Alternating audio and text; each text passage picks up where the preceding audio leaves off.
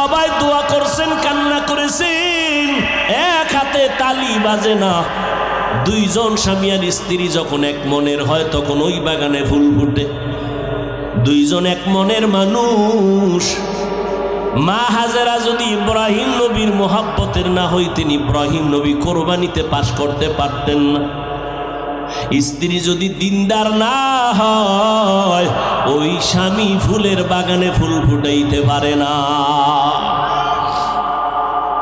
আল্লাহ একটা ছেলে সন্তান দান করলেন। ছেলেটারে সুন্দরভাবে লালন পালন শুরু করেছেন। নবীর তরিকা মতে ডান কানে আজান, বাম কানে কামতের আওয়াজ দিলেন। আজ আমার বাংলাদেশি মুসলমানেরা জানেও না যে ডান কানে আজান দিবে, বাম কানে কামত। যাও দিবে, হসপিটালওয়ালারা তা জবাই করেছে। আজ আমার মা কই সন্তানের জন্য কয়দিন দোয়া করছেন আল্লাহর কাছে। আমগো হুজুরগো কাছে খালি তাবিজের জন্য, তেল ভরা পানি ভরার জন্য লাইন দেন। সন্তানের জন্য কোনো তেলপরা তাবিজ লাগবে না, মা বাবাই তেলপরা তাবিজ পরার জন্য যথেষ্ট। কারণ সন্তানের জন্য মা বাবার দোয়া বিদ্যুতের গতিতে কবুল হয়ে যাবে। হুজুরগো কাছে না দৌড়াইয়া ভোর রাতে সেজদায় পড়ে যদি আল্লাহর কাছে কান্না করতেন, ও দয়ার মালিক, একটা সন্তান দিছেন তুমি, আমার সন্তানটারে আদর্শওয়ালা বানায় দাও, আমার সন্তানের আদবওয়ালা বানাও, আমার সন্তানের জেহেন খুলে দাও, আমার সন্তান পড়া মুখস্থ রাখতে পারে না, তুমি মুখস্থ শক্তি বাড়ায় দাও। ওরে মা বাবার থেকে পীরের দোয়াও কবুল হওয়ার গ্যারান্টি নাই, হুজুরের দোয়া কবুলের গ্যারান্টি নাই। সন্তানের জন্য মা বাবার দোয়া কবুলের গ্যারান্টি আছে। ও পর্দার আড়ালের মা, ও বোনেরা, ও যুবক, কয়দিন আর বাহাদুরি করবা? স্কুলে পড়ো, কলেজে পড়ো, তোমার মতো যুবক স্কুল কলেজে পড়িয়াও 5 বেলার নামাজ পড়ে, তুমি কেন পারো না? তোমার মতো সন্তান রাস্তায় গাড়ি চালায়, নামাজ ছাড়ে না, তুমি কেন পারো না? নদীর মধ্যে মাছ ধরে, নামাজ ছাড়ে না, তুমি কেন পারো না? ময়দানে কৃষি কাজ করে, নামাজ ছাড়ে না, তুমি কেন পারো না? ও বুড়ারা, আপনার মতো কত বুড়া হাতে লাঠি নিয়ে মসজিদে গিয়া 5 বেলার নামাজ পড়ে, আপনি কেন পারেন না? ও আম্মা জানেরা, আপনার মতো কত মা সন্তানটারে আদর্শওয়ালা বানায়, স্বামীর মাল হেফাজত করে, আল্লাহর কাছে নামাজ পড়ে পড়ে দোয়া করে, পর্দা রক্ষা করে চলে। এরে আম্মা জান, আপনি কেন নামাজ পড়তে পারেন না? ও যুবতী বোনেরা, তোমার মতো বোন কলেজে পড়ে, নামাজ পড়ে, মোবাইলে অযথা সময় নষ্ট করে না, নামাজ পড়ে আল্লাহর কাছে দোয়া করে, চরিত্র ভালো রাখে। ও যুবকেরা, আল্লাহ তো এমন দয়ার মালিক, আমরা 2-3 বার অন্যায় দেখলে আর তারে কাছে আসতে দেই না। আল্লাহ কয়, পাহাড় পরিমাণও যদি গুনাহ করো, 1 ফোঁটা চোখের পানি ছেড়ে তওবা কর। ওরে মনের মতো যদি একবার আল্লাহকে বলতে পারো, দয়ার মালিক, এই ময়দানে আমার মতো গুনাহগার কেউ নাই, ও আল্লাহ, গুনাহ নিয়ে ময়দানে ঢুকছি, গুনাহ নিয়ে বাড়ি যাব না। তবে এটাও সত্য, আবু জাহালের মতো মানুষ পাথরওয়ালা অন্তরের কপালে হেদায়াত হবে না। আবু জাহাল নবীরে দেইখা তওবা করলো না, কালেমাও পড়লো না। আবার অন্যদিকে ওমরের মতো বান্দা আমার নবীর কাছে আইসা মাথা কল্লা কাটতে গিয়া মুসলমান হয়ে গেল। ওমরের মতো যাদের মেজাজ নিয়ে ময়দানে আসবে, হঠাৎ কথা স্মরণ করবে মরণের আযাবের কথা, চোখের পানি ছেড়ে কাঁদবে, আল্লাহ, দুনিয়াতে গরম সইতে পারি না, গুনাহ নিয়ে কবরে গেলে জাহান্নামের আগুন কেমন করে সহ্য করব? ও আল্লাহ, গুনার শাস্তি ভোগ করতে পারবো না। আল্লাহর কোরআন সত্য, নবীর কথা সত্য, ওলামায়ে কেরাম মিথ্যা কথা বলেন না রে বাবা। আল্লাহর কাছে তওবা করার মতো যদি করো, ও পর্দার আড়ালের আম্মা জান, সন্তানের জন্য তওবা করে দোয়া করেন, গুনাহ ছাড়েন, নামাজ পড়েন। ও বৃদ্ধ বাবাজিরা, যুবকেরা, মা বাবার দোয়া নিয়ে সামনে আগাও। ওই মা বাবার দোয়া ছাড়া আমি বান্দা চেয়ারে বসতে পারি নাই, ওই মা বাবার দোয়া ছাড়া তুমি পরীক্ষায় পাশ করতে পারো নাই, মা বাবার দোয়া চোখের পানি ছাড়া তুমি বান্দা টাকার মালিক বাড়ি গাড়ির মালিক হতে পারো নাই। কত মা বাবা গরিব কষ্ট কইরা তোমারে আমারে মানুষ বানাইছেন। মায়ের মনে চাইতো আঙ্গুর বেদানা খাবে, কেনার মতো টাকা ছিল না। বাবার মনে চাইতো ইলিশ মাছ দিয়া খানা খাবে, কেনার টাকা নাই। আজকে তোমার ফ্রিজে কত মাছ, তোমার ঘরে এত ফল, কিন্তু যারা খাওয়ার আশা করলো তারা সাদা কাফনের বাসিন্দা হয়ে কবরে গেল। কবরের সাইজও হবে এক। কবরের মধ্যে রেখে যখন বিদায় নিবে সবার বেলায় প্রশ্ন হবে তিনটা, তাও হবে এক। রবের পরিচয় দাও, ধর্মের পরিচয় দাও, রহমাতুল লিল আলামিনের পরিচয় দাও। তিনটা প্রশ্ন। দুনিয়াতে ছেলে মেয়েরা পরীক্ষা দেয়, প্রশ্নপত্র ফাঁস যদি হইয়াই যায় ছেলে মেয়েরা খুশি, কিন্তু সরকারি আইনে তার দণ্ডনীয় অপরাধ। কিন্তু আমার মাওলার নিজাম আর সিস্টেম কি? আল্লাহ প্রশ্নপত্র ফাঁস করে দিলেন, নবীরে পাঠাইয়া কয় সবাইরে প্রশ্ন বারবার স্মরণ করাও, আলেমরে কয় বারবার স্মরণ করাও। প্রশ্নপত্র সবার বেলায় তিনটা, কবরের প্রশ্ন তিনটা, রবের পরিচয় দাও, ধর্মের পরিচয় দাও, রহমাতুল লিল আলামিনের পরিচয় দাও। তিনটা প্রশ্ন ফাঁস করে দিছেন। এরপরও যদি জবাব দিতে না পারেন কবরে ওরে ফিডা রে ফিডা, কঠিন ফিডা হবে। আল্লাহ পাক বলবে রে ধরার মতো ধর। দুই পার্শ্বের মাটিকে আল্লাহ বলবেন জোরে জোরে চাপ দাও। এত জোরে চাপ দিবে পাজরের হাড়গুলো চুরমার হয়ে যাবে। কান্না করেও লাভ হবে না রে যুবক। একটা বেতের বাড়ি সইতে পারি না, রাতের বেলা ঘুমাইতে গেলে মশার কামড় সইতে পারি না, মশারি টানায় ঘুমাই। আর গুনাহগার হইয়া কবরে গেলে পোকামাকড়ের কামড় কই পাবি? মশারি। ওই কবরের মধ্যে কোনো মশারির আয়োজন নাই। এক জাররা পরিমাণ গুনাহ নিয়ে গেল তোমার শাস্তি কঠিন ভাবে হবে। এরে আল্লাহর গোলাম, তুমিও মুসলমান আমিও মুসলমান, তুমিও নবীর উম্মত আমিও নবীর উম্মত, তুমিও কোরআন মানো আমিও মানি, কিন্তু দুঃখ লাগে আমি আজকে টুপি মাথায় না দিলে লজ্জা লাগে। আর তুমি কেমন মুসলমান, তুমি টুপি মাথায় দিলে লজ্জা লাগে। আমি দাড়ি কাটতে লজ্জা পাই, তুমি দাড়ি রাখতে লজ্জা পাও। আমি মসজিদে না ঢুকলে লজ্জা পাই, তুমি মসজিদে ঢুকতে লজ্জা পাও। আমি লম্বা জামা না পরলে লজ্জা লাগে, তোমার লম্বা পোশাক পরলে লজ্জা লাগে। আমি পর্দায় চললে লজ্জা পাই, তুমি পর্দায় চলতে গেলে লজ্জা পাও। চিন্তা করো তুমি কেমন মুসলমান। ও পর্দার আড়ালের আম্মা জানেরা, আল্লাহ সন্তান দিয়েছেন। কত মা কত বাবারা কান্দে সন্তান পায় না, কত তাবিজ কত তদবির, এরপরও সন্তান নাই। আল্লাহ আপনাদের সন্তান দিছে, সন্তানটারে মানুষ বানায় যান। এই দুনিয়াতে সন্তান আদর্শ মানুষ হওয়ার ক্ষেত্রে মা বাবারও যথেষ্ট পরিমাণ অবদান রাখতে হবে। আম্মাজানের আদর্শ পায়ে কিন্তু সন্তান ভালো হয়। এরে ভাইজানেরা ও পর্দার আড়ালের মা বোনেরা, সন্তানটারে আদর্শ মানুষ বানায় যাবেন, ডাক্তার বানাবেন বাধা নাই, তবে আদর্শ কোরআনওয়ালা ডাক্তার বানাইয়েন। ইঞ্জিনিয়ার বানাবেন বাধা নাই, তবে কোরআনওয়ালা আদর্শ ইঞ্জিনিয়ার বানাবেন। আপনার সন্তানের ব্যবহারে যেন আলেমরা কষ্ট না পায়, আপনার সন্তানের আচরণে মুরব্বীরা যেন কষ্ট না পায়, আপনার সন্তানের ব্যবহারে যেন কোনো আপনজন কষ্ট না পায়। সন্তান ডাক্তার হবে, কোরআন পড়বে, মা বাবার জন্য দোয়া করবে। এরে আম্মা জান, আল্লাহ পাক আপনাদের এত মর্যাদা দিয়েছেন, সন্তানের জন্য দোয়া করবেন আর সে আজিমে চলে যাবে, এক সেকেন্ড দেরি হবে না। এরে আম্মা জানেরা, ও বিদ্যু বাবাজি, ওই ভালো সন্তান যদি চাও, গাছ ভালো লাগাও, ফল ভালো পাইবা। আম্মাজানের ঘরে আইনো ভালো মা, ঘরে আনো ভালো সন্তান পাইবা। ঘটনাটা আমি কালকেও ভোলায় বলেছি, আজকে একটু বলে যাই, বলবো। দুই ভাই, ছোট ভাই বড় হইয়া সময় মতো বিয়া করে ফেললো, বড় ভাই বিবাহ করে নাই। একদিন ছোট ভাই সংসার করতে গিয়া কয়, ভাইজান আমি বিয়া কইরা সংসার চালাইতেছি, আপনি কেন বিবাহ করেন নাই? ভালো করে খেয়াল করো যুবকেরা, ওই ভাই বলে, ভাইজান আপনি কেন বিয়া করেন নাই? বড় ভাই ডাক দিয়া কয়, ছোট ভাই বিয়া তো করা দরকার ছিল, কিন্তু মনের মতো মাইয়া পাই না। ছোট ভাই মনে মনে ভাবলেন, মনে হয় যেন সুন্দরী মেয়ে চায়। লেখাপড়া করনেওয়ালা ডানা কাটা ভরি এবং সম্ভ্রান্ত পরিবারের ছোট ভাই খুঁজে একটা মেয়ে বের করলো। বড় ভাইরে ডাক দিয়ে কয়, ভাইজান সম্ভ্রান্ত পরিবারের একটা মেয়ে পেয়েছি, বড় ভালো, বাবাও ভালো, মাও ভালো, মেয়েটা বিশ্ববিদ্যালয়ে পড়ে। বড় ভাই ডাক দিয়া কয়, এমন মেয়ে আমি চাই না, ডানা কাটা পরিও চাই না, এত প্রতাপশালী লোক আমার দরকার নাই। তো তুমি কি চাও?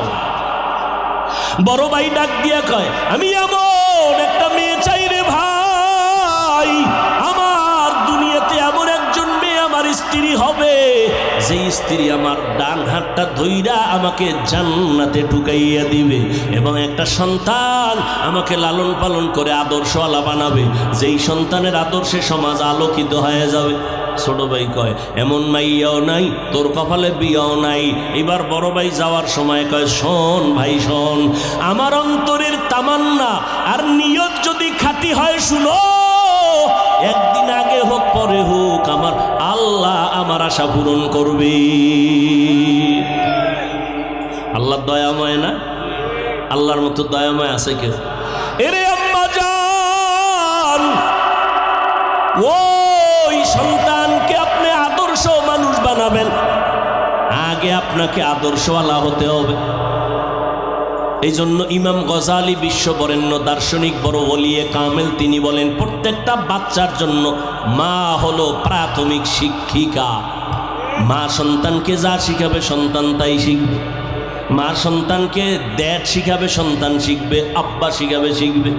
কিন্তু গজবের মোবাইল আসার পর সন্তানরা এখন বোবা হয়ে যাইতেছে, আব্বু কয় না, আম্মু বলে না, মোবাইল দেখতে দেখতে বোবা হয়ে যাচ্ছে। এরে আম্মা জান, এই দুনিয়াতে যত ভালো ভালো সন্তান দেখেন, সব হলো মায়ের অবদানের কারণে। আমার বলার সময় নাই, এসপি সাহেবের ব্যবহার অনেক ভালো, মুলাদির ওসি সাহেবের ব্যবহার ভালো, চেয়ারম্যানের ব্যবহার ভালো, ডিসি সাহেবের ব্যবহার ভালো। আল্লাহর কসম, এটা তার ব্যক্তিগত বাহাদুরি না, সব হলো মায়ের অবদান। এরে আম্মা জান, ছোটবেলা থেকে মায়ের আদর্শ পেয়েছি। আল্লাহ আম্মা জানের কণ্ঠ ভালো দিছেন, আমগো কণ্ঠ ভালো দিছেন। আম্মা গজল শিখাইতেন, কোরআন আম্মা আমাদের শিখাইছেন। উজানির কারি ইব্রাহিম রহমাতুল্লাহ আলাইহি 11 সন্তানের সর্বশেষ সন্তান কারি মঞ্জুর আহমদ রহমাতুল্লাহ আলাইহি, তিনি আমার বাড়িতে যাইতেন, আম্মা জানকে পর্দার আড়াল থেকে কোরআন শিখাইছেন। আমারে হাতে দইরা উজানি নিয়ে গেছেন। উজানির কারি ইব্রাহিম রহমাতুল্লাহ আলাইহির কবরের কিনারায় দাঁড়াইয়া মোনাজাত দিয়া কয়, আব্বা জান একটু দোয়া করবেন, আল্লাহ যেন সন্তানটারে বড় আলেম বানায়। মা গজল শিখাইতেন, ওই মায়ের থেকে শিখছি রে মা, আপনার সন্তানটারে কেন কোরআন শিখাইতে পারেন না, নামাজ শিখাইতে পারেন না? এখনো মায়ের কথা ভুলতে পারি না। সন্তান মায়ের কারণেই দুনিয়াতে দামি হয়েছে, মায়ের আদর্শের কারণে সন্তানগুলো দামি।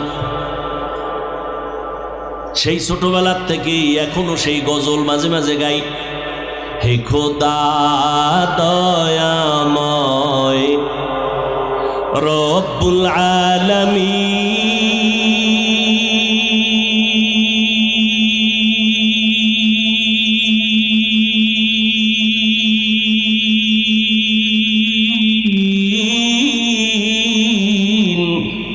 জীবনে মারণে ভয় কি হবে সেই দিন, হে খোদা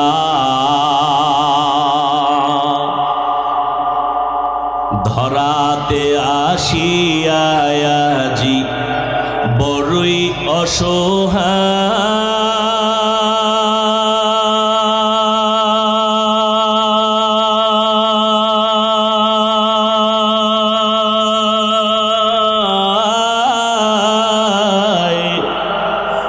ইহকালের মায়া জালে অন্ধ যে সবাই,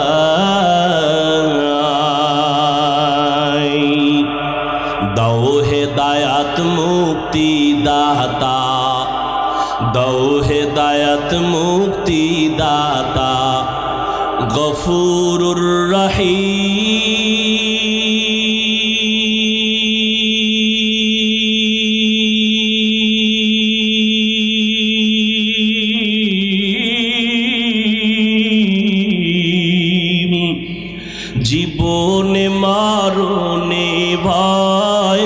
কি হবে সেই দিন, হে খোদা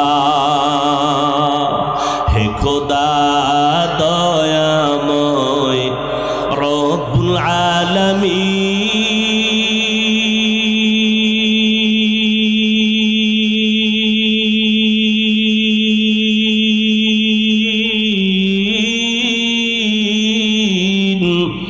জীবনে মরণে ভয়, কি হবে সেই দিন, হে খোদা।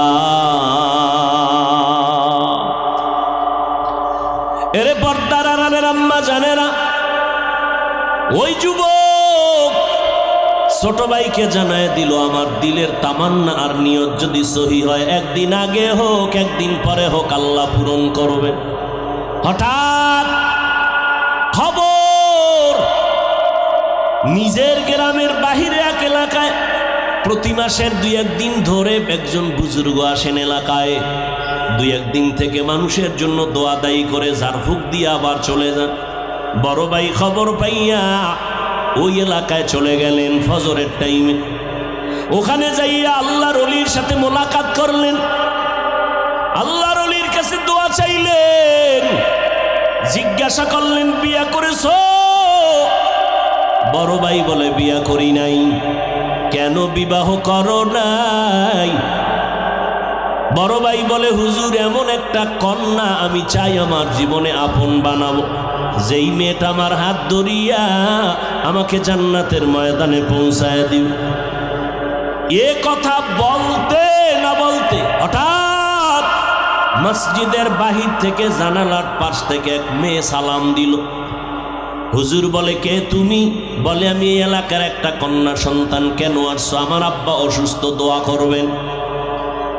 আমার আব্বা বড় ভালো মানুষ, গরিব যদিও, তবে আল্লাহর মোহব্বতের বান্দা, দোয়া করবেন আল্লাহ সুস্থ করবেন, না হয় ঈমানের সাথে যেন বিদায় হওয়ার তৌফিক দান করেন। হুজুর বলে মা তোমার বিয়া হয়েছে কিনা? বলে হয় নাই। কেন তোমার বিয়া হয় নাই? বয়স কত? বলে এত। সীমানা ছাড়ায় যাচ্ছে কেন, বিয়া হয় না? মেয়েটা জানালার পাশ দিয়ে পর্দার আড়াল থেকে বলে হুজুর একটু দোয়া করবেন, মনের মতো কোনো ছেলে পাই না। কেমন ছেলে চাও? হুজুর আমি এমন একটা ছেলে চাই, যেই ছেলে আমার জীবনের স্বামী হইয়া আমাকে হাত ধরে ধরে আমাকে জান্নাতের ময়দানে নিয়ে যাবেন, এবং আমার সন্তান যদি হয় আদর্শ সন্তান বানাইবেন, ও মা সমাজের অন্ধকার দূর করবেন। আল্লাহর বান্দা শুই না কয় হুজুর মনের মতো মনে হয় পেয়ে গেলাম, আপনি যদি মধ্যে থাইকা প্রস্তাবের মাধ্যমে একটু ব্যবস্থা করে দেন। বলে বাবা গরিব? বলে গরিব লাগবে না, আমার সন্তান আমার একজন আপন, যদি স্ত্রী ভালো হয় এটাই যথেষ্ট। হুজুর মধ্য থাইকা বিবাহের বন্ধনে আবদ্ধ করে দিলেন। এবার স্বামী আর স্ত্রী দোনোজন সংসার চালানো শুরু করলেন। দোনোজন আমার আল্লাহর গোলাম, এক বেলার নামাজও বন্ধ নাই। আজান হয়ে গেল, খানা বন্ধ, কাজ বন্ধ, নামাজে দাঁড়ায় গেলেন। সারা রাত যায় নামাজে বসে চোখের পানি ছেড়ে কাঁদেন, ও আল্লাহ আমাদের দাম্পত্য জীবন সুখময় করে দাও, একটা নেককার সন্তান দাও। রব্বি হাবলি মিন লাদুনকা যুররিয়াতান তাইয়্যিবাতান ইন্নাকা সামিউদ দুআ। আল্লাহর কাছে দোয়া করলেন, আল্লাহ একটা নেককার সন্তান দিও। আল্লাহ তাআলার কাছে চাইতে দেরি, আল্লাহ দোয়া কবুল করতে দেরি করেন না। দুইজন স্বামী আর স্ত্রী রাতের বেলা নামাজ পড়ে আল্লাহর কাছে মোনাজাত দেয়, আল্লাহর কাছে কান্না করে। আল্লাহ তাআলা একটা নেককার সন্তানের সুসংবাদ দিয়েই দিলেন। সন্তানটাকে বোঝা বহন করেছে মা, খানা নিচে খেতে পারে নাই, ঘুমাইতে গিয়া কান্নায় রাত শেষ, কানতে কানতে ঘুমাতে পারে নাই। কেন? সন্তানের বোঝা বহন করতে গিয়া মা পাগলের মতো হয়ে গেছে, সহ্য করতে পারে না। আমার আম্মাজানের কণ্ঠ ভেতরের ঘরের বেড়া, বেড়া আমগো বরিশালের ভাষায় বলছি, বেড়া থেকে সামনের দরজায় যায় না, এতটা কন্ট্রোল করেন আমার মা কণ্ঠকে। আর আমি যেদিন দুনিয়াতে আসতেছিলাম সেদিন আমার মায়ের কণ্ঠ অজান্তে এতটা বড় হয়ে গেছে যে সামনের দরজা না পাশের ঘরের মানুষও ঘুমাতে পারে নাই, ঠিক না? এত কষ্ট করেছেন মা, তাকে পুরস্কার দেওয়া উচিত। কপাল পরা মূর্খ মাইয়া হলো কেন, এই জন্য স্ত্রীর সাথে কথাই বলেন, আছে না নেই? জীবনের মূল কষ্ট মায়ের প্রসব বেদনা,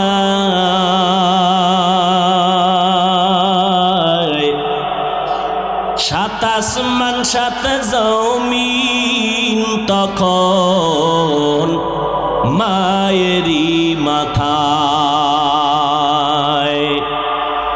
জীবনের মূল কষ্ট মায়ের প্রসব বেদনা, সাত আসমান সাত জমিন তখন মায়েরই মাথায়। আমার সুন্দর মুখ দেখে মায়ের, আমার সুন্দর মুখ দেখে মায়ের ব্যথা যায় দেয় হাসাইয়া। ও আমার প্রাণের মা, মা গো মা, কোথায় গেলে মোরে ছাড়িয়া? জনম দুঃখী ইয়াতীম আমি, চাই না কেহ ফিরিয়া।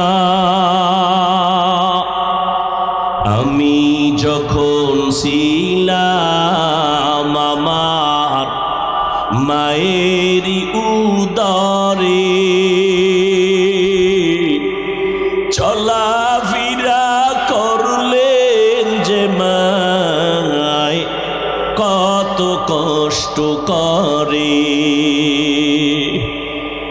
আমি যখন ছিলাম আমার মায়েরই উদরে, চলাফেরা করলেন যে মায় কত কষ্ট করে। এমন মাকে কেমনে আজি, এমন মাকে কেমনে আজি যাব